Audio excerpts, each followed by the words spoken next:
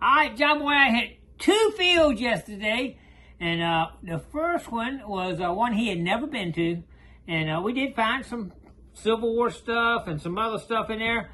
The second field, he has hit probably 100 times. It's actually one that's in his family, and he's hit it a lot. Found a lot of stuff from not a real, but a cob. Trying to get in my head. A cob. He said he must have hit 50 buttons, old colonial buttons and stuff. Large cent, silver, all kind of stuff. That field has been a good field to him, but he can't get it all. We actually found stuff that you would think he would have dug. Big stuff like this is, you would have dug that. And a bunch of some Wheaties and different odds and ends. But there's still some stuff left in there. So anyway, let's go ahead and show you everything found. What I'm going to do first is to show you a little video that John Boy sent me. What I did, I let him, we just had too much to clean up, do it all on the back of the tailgate or anything. So he went home, cleaned all his stuff up, set it out. And I got all mine out here. I'm going to show you mine too. But first, we'll go ahead and go through, show you John Boy's, and then we'll show you mine and do a closeout. All right, here we go.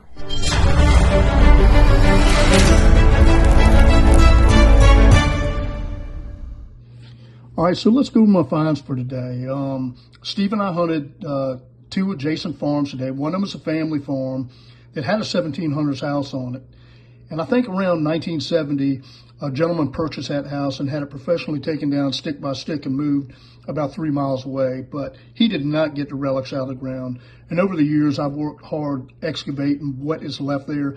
It's getting tough now, but I still manage to pull out a little something every time I go. Typical stuff we're finding when we hit these places. A lot of junk, a ton of can slaw, brass, modern bullets. You just got to dig it. But for my meager finds today, top left, always digging these little leather rivets, man. They're really hard to put the age on them. But, certainly they're period. Got 4 Wheaties, if that excites you. Broken D buckle. But pretty cool little mid-1700s dandy button. 2 flat buttons. It looks like they're probably back marks, so they're coming in later. It may be rough, but man, I knew exactly what that was when I got that thing out of the ground. That is a 1857 54 caliber Burnside carbine. And those were used exclusively by the Yankee Cavalry. They saw a lot of use up towards Petersburg, Virginia, which is about a half hour from where I live. Really cool bullet. Why a whole lot of bullets had paper and skin cartridges. Not this one. Burnside had something really unique. Look at that metallic cartridge. And I dug that in Hopewell, Virginia years ago. The Burnsides usually had 2 different types of bases on them. You had a flat base, and then you had what they call a dish base, which is pretty cool. Around here, the dish base is a lot harder to find. But to me, my find of the day was this. That is a lock cover that has an eagle with an eye in the chest. And it's very similar to these eagle eye buttons. I would love to know the story on that. Anyhow, that's the best I could do today, but we got tomorrow. All right, I got a wide variety of stuff. John Boy did pretty good over there too. But let's see what we got here. 2 axe heads. Check them out. One of them's a little bit shorter than the other. I don't know if you can tell axe dates or not. If you can, let me know down in the comments below. Lots of trash. We definitely were digging a lot of stuff. Some of this, like that stuff, you would have dug that all day long. I didn't know what those guys, a pile of dirt, but I knew it had something copper on right here. This is a sink drain, but you don't ever see them with a copper sealing base on me. Well, I'm going to try to get that off and save the copper on it anyway. And here we have a little piece of scrap copper, and over here we have a stinking Lincoln. And right here, I thought this was a hinge when I first found it, but I bent it, got it open back up, and that actually goes to a lock or something where you somebody with a padlock on right there. Pretty cool. That definitely looks old to me, but who knows? Did get a little bit of pottery laying all in the field in there, so there's a couple little pieces right there. And we also got a little bottle popped at the ground when I was digging one target right there. That's not that old though. It's got a screw top on it, but it's kind of neat looking. I like finding bottles. I just wish it had been one that had a cork in the top. But here we got a little leather rivet. This thing here is actually a World War II officer's badge. I had to look that up. I can't quite get it focused in here, but I think it's something World War II from then. So that's kind of cool. I did see a couple of those on eBay. I think they're like $10 or something, I think. But anyway, they had a lot of different things found in that field. Man, it had a stretching from 1600, because John Boy did find a cob in there, but that's kind of cool right there. Anyway, we got a little D-buckle right there, which, they can date for a long range of dating right there.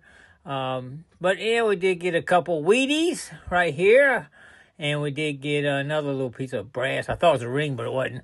A couple buttons right here, colonial buttons. Pretty cool. It's got, I think it's gilt on the back of it.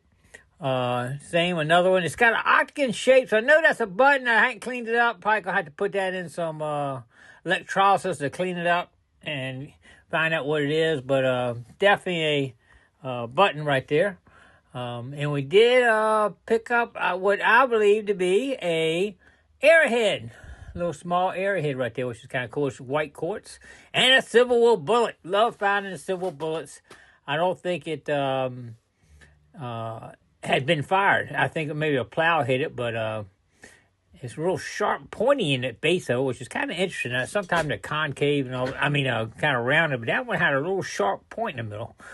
All right, and we got this right here. I think it's some kind of jewelry piece. Looks like probably one around the neck or something. It does have some interesting face on it right there, you can see.